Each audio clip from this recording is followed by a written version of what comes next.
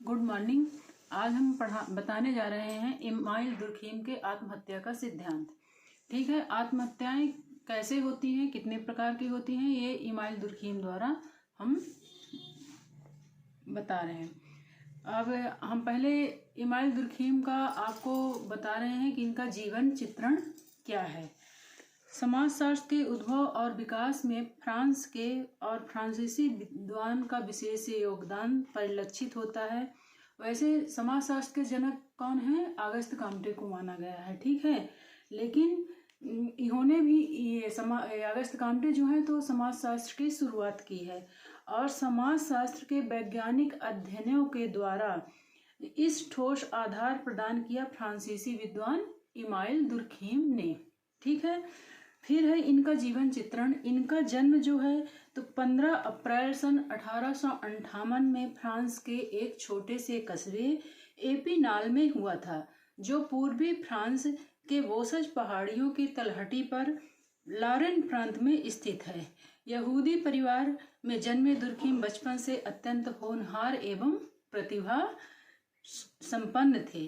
पढ़ाई में प्रारंभिक वर्षों से ही दुर्खीम एक अध्यापक जो कि कैथोलिक धर्मावलंबी थी से ये बहुत अधिक क्या हुए, प्रभावित हुए। बचपन से ही दुर्खीम पर यहूदी और कैथोलिक धर्म का व्यापक प्रभाव पड़ा।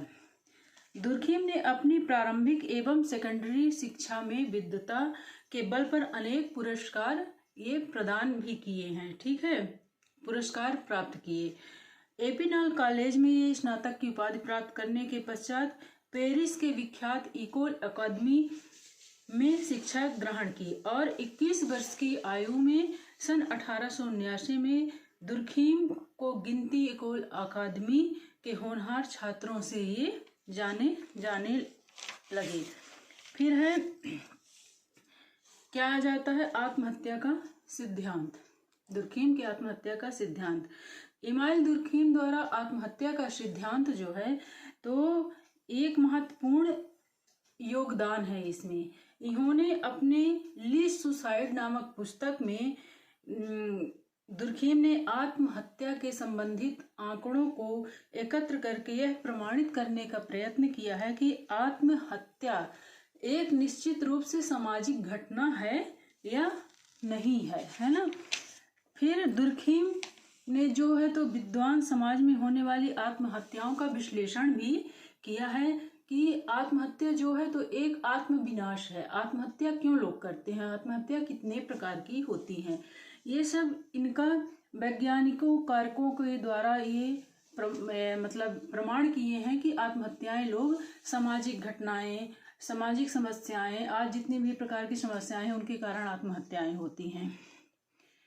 फिर इनका मूल मंत्र है कि किसी सामाजिक तथ्य को स्पष्टीकरण उससे पहले आने वाली सामाजिक तथ्यों में देखा जाए। इसी मंत्र पर कार्य करते हुए दुर्खीम महोदय ने आत्महत्या की विवेचना की है और सन 1897 में ले सुसाइड पुस्तक ये प्रकाशित की। फिर आत्महत्या का अर्थ क्या है? आत्महत्या एक नाजुक और व्यक्तिगत निर्णय है। आत्महत्या आकस्मिक नहीं होती है। ठीक है, अगर कोई व्यक्ति आत्महत्या करता है तो वो अपने परिवार, जाति, अपने परिवार, रिश्तेदार, नातेदार, माता पिता या बच्चों से वो कभी इसके बारे में चर्चा नहीं करता है कि हम आत्महत्या कर रहे हैं। ठीक है, आत्महत्या करने वाले व्यक्ति जो है तो ये व्यक्तिगत निर्णय लेते हैं कि मतलब हमें क्या करना है। इनकी व्यक्तिगत चेतना द्वारा ये निर्णय लिया जाता है। दुर्खीम ने आत्महत्या को परिभाषित करते हुए लिखा है कि आत्महत्या शब्द का प्रयोग मृत्यु के उन सभी प्रकारों के लिए किया जाता है जो कि प्रत्यक्ष अथवा अप्रत्यक्ष आत्महत्या करने वाले व्यक्ति सकारात्मक एवं नकारात्मक कार्य का परिणाम होता है जिसे उसे ज्ञान है। अगर व्यक्ति मान लो कोई व्यक्ति आत्महत्या करता है, अगर उससे बच गया तो उसको हम क्या कहेंगे कि वो आत्महत्या करने का प्रयास किया है। ठीक है, वो आत्महत्या नहीं कहलाएगा। फिर इसमें व्यक्ति द्वारा समाज या समूह के द्वारा दो तरह के दबाव या प्रभाव होते हैं। पहला है पॉजिटिव प्रेशर और दूसरा नेगेटिव प्रेशर।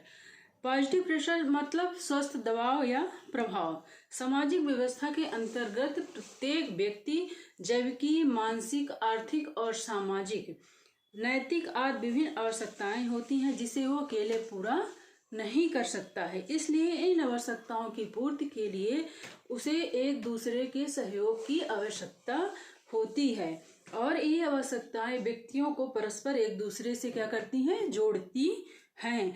और इन्हीं मतलब जब हम इसका प्रभाव समाज में पड़ता है तो समाज द्वारा हमारी इन सभी आवश्यकताओं की पूर्ति की जाती है। और फिर है अस्वस्थ दबाव या प्रभाव मतलब निगेटिव प्रेशर।